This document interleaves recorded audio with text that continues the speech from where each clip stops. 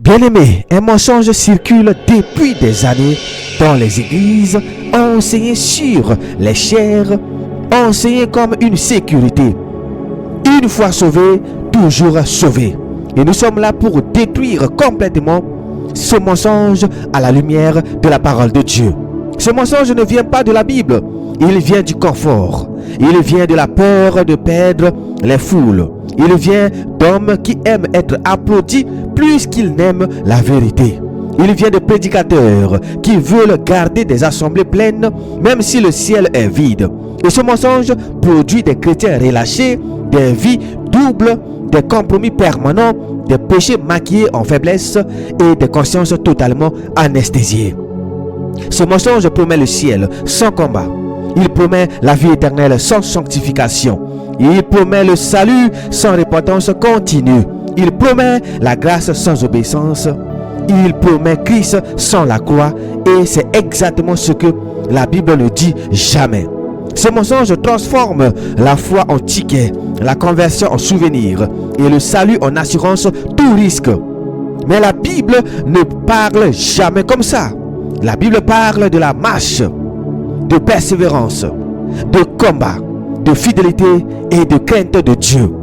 Regardons maintenant ce que Jésus dit réellement, pas ce que les hommes veulent lui faire dire. Jean 5, verset 24. Et je rappelle que c'est l'un des versets très mal interprétés par ces faux enseignants. Alors, Jésus a dit quoi?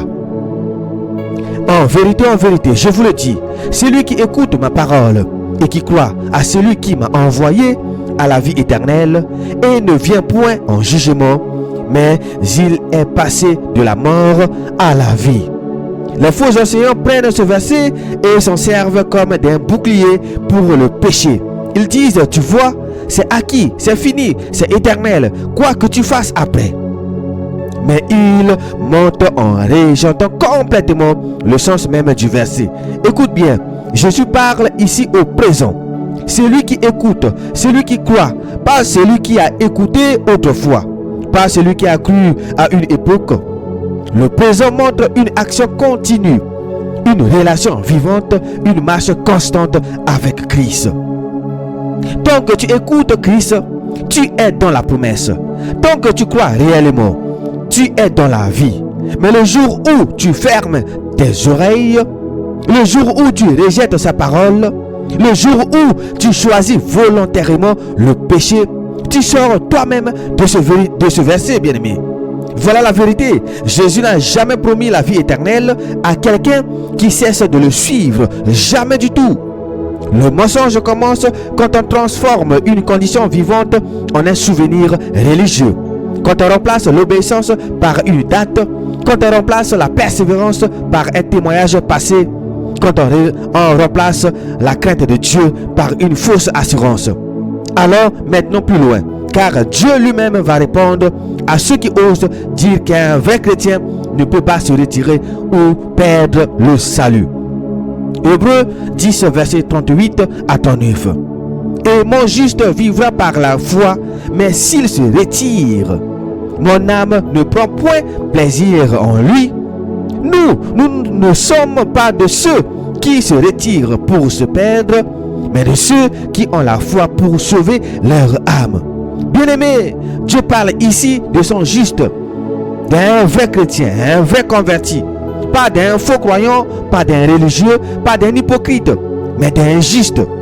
Et Dieu dit, s'il se retire, donc le retrait est possible, bien-aimé. Et Dieu ajoute, se retirer pour se perdre. Les faux enseignants disent, il ne peut pas se perdre. Mais Dieu dit clairement, se retirer pour se perdre. Alors, qui ment ici, l'homme ou Dieu? Le texte est brutalement clair. Le juste peut se retirer. Et s'il se retire, il se perd. Un homme qui se perd n'est pas sauvé, bien-aimé. Mais au lieu de trembler, les faux enseignants tordent le texte, le contournent, le spiritualisent, inventent des raisonnements pour sauver leur doctrine. Dieu, lui, ne philosophe pas. Il avertit. Retrait égale perdition, point final. Continuons car Jésus va maintenant utiliser une image que même les plus habiles manipulateurs ont du mal à neutraliser. Jean 15 verset 2. Tout sarment qui est en moi et qui ne porte pas de fruit, il l'ôte, et tout sarment qui porte du fruit, il l'émonde, afin qu'il porte encore plus de fruits. Mais ici ils disent, s'il tombe, c'est qu'il n'était jamais en Christ. Jésus dit ici en moi. Le sarment est réellement attaché à Christ. Il reçoit la sève, il est vivant, mais il ne porte plus de fruits et il est ôté.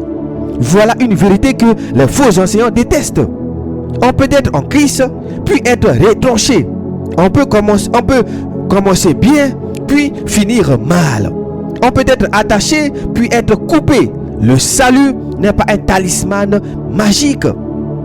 Et pour éviter toute confusion volontaire, Jésus va expliquer ce que signifie être ôté. Jean 15, verset 6. Si quelqu'un ne demeure pas en moi, il est jeté dehors, comme le sarment, et il sèche. Puis on ramasse les sarments, on les jette au feu, et ils brûlent. Ne pas demeurer ici, bien-aimé, ce n'est pas perdre une bénédiction. Ce n'est pas perdre une récompense. Ce n'est pas perdre une onction. C'est être jeté dehors. Et être jeté dehors mène au feu. Le feu n'est pas une image de correction, c'est le jugement. Voilà la vérité, bien-aimé. Les faux enseignants appellent cela une simple perte de communion. Jésus parle de feu. Eux parlent de discipline temporaire. Jésus parle de destruction. La différence est énorme et elle n'est pas accidentelle. Allons encore plus loin, car Pierre va maintenant décrire ce qui arrive à ceux qui sont réellement sortis du monde, réellement purifiés, puis qui choisissent volontairement de retourner dans la souillure. 2 Pierre 2 verset 20 à 22. En effet, si après s'être retirés des souillures du monde par la connaissance du Seigneur et Sauveur Jésus-Christ, ils s'y engagent de nouveau et sont vaincus, leur dernière condition est pire que la première. Car mieux valait pour eux n'avoir pas connu la voie de la justice que de se détourner après l'avoir connu du Saint commandement qui leur avait été donné. Il leur est arrivé ce que dit un proverbe vrai. Le chien est retourné à ce qu'il avait vomi et la touille lavée s'est vautrée dans le bourbier. Bien-aimé, Pierre ne parlait pas ici des païens.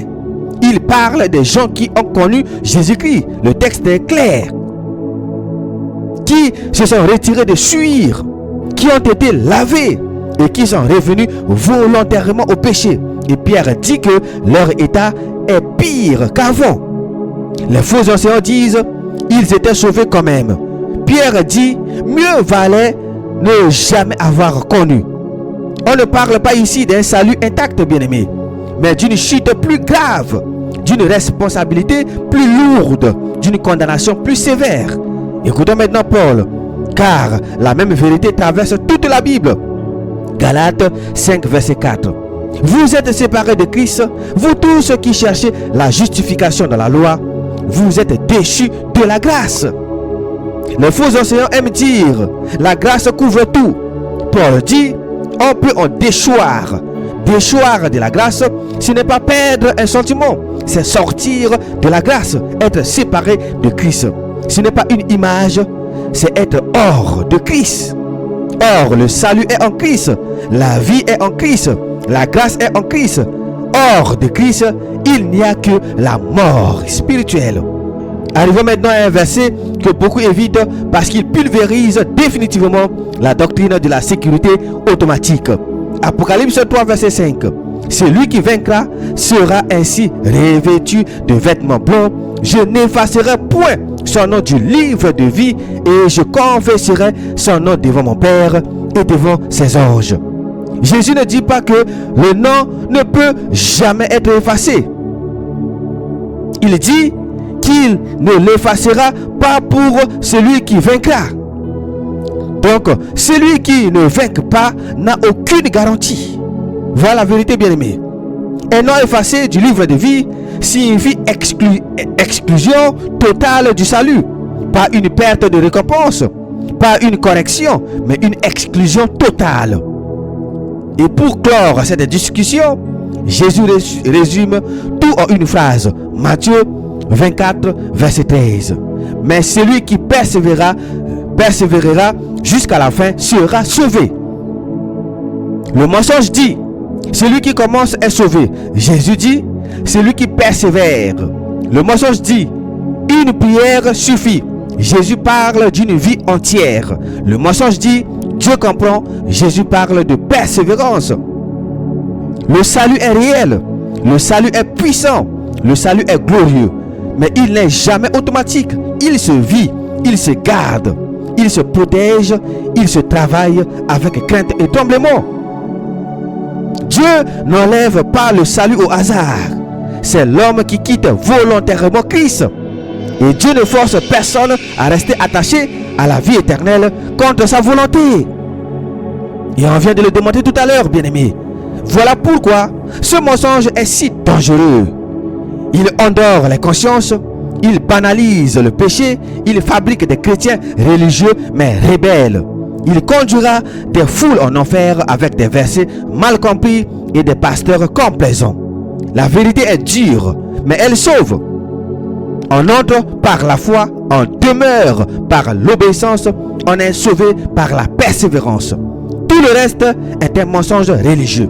Frères et sœurs, pour finir, la Bible n'a jamais promis le salut à ceux qui commencent, mais à ceux qui demeurent. Elle n'a jamais garanti la vie éternelle à ceux qui croient un temps, mais à ceux qui persévèrent jusqu'au bout.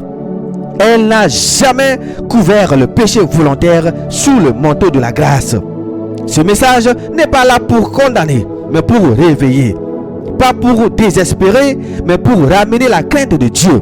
Aujourd'hui encore, tant que le cœur est sensible, tant que l'homme accepte la vérité, il y a un chemin de repentance et de restauration. Mais refuser cet avertissement, c'est choisir l'illusion. Et l'illusion ne sauve personne. Que chacun s'examine devant Dieu, que chacun demeure en Christ, que chacun persévère jusqu'à la fin. Car c'est ainsi et ainsi seulement que l'âme est sauvée. C'était votre frère Rodrigue Simbatominine. Demeurez toujours bénis dans la paix de notre Seigneur et Sauveur Jésus-Christ.